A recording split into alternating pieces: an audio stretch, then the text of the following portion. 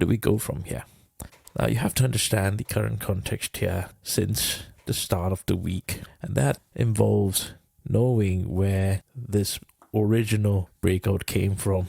And I talked about this, and it comes from watching the videos every single day. So I thank you if you do, because you're well prepared, and that's why you're making money. So you have to understand that we had that inverse head and shoulder pattern from that 5-day moving average with that nested right structure right there.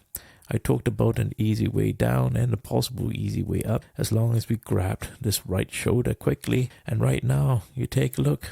We are just in that buying continuation structure. When you understand this better, you know the context and you know how to be waiting out for possible reversals. So at this point here, we also had that from yesterday, that systematic selling I talked about, which was just controlled selling. I warned you about that from yesterday's trade here, about this systematic selling that I talked about at the start of the day. Remember that? Yes, so you have to be very careful, and you see it happening with that cup and handle that also closed pre-market. I talked about this, waiting for the handle here before the push up as well. And you see that continuing now in that orange. Now, when you're able to piece everything together, make sense of things, you are able to prepare. You can know what to be preparing ahead and making money.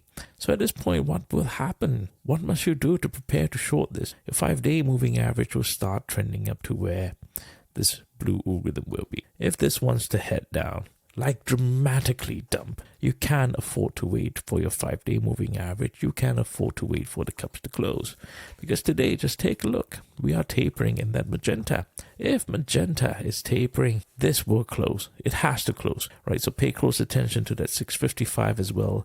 It will start closing cups, and you will be able to take advantage if the sellers want to build more liquidity here. So pay close attention to that 655 level right here. Wait for cups to close. You will see a retest with that blue algorithm as well as the yellow 5-day moving average right there before the structure to push it down here. You can afford to wait for that. Now remember, I talked about this. And likewise again, if you've been watching me for days, for weeks, you will realize that whenever we have a dump, it's always the blue algorithm that's controlling the liquidity near the top before we start dumping. Always. It always happens, right? You see the blue also once again before we started dumping here.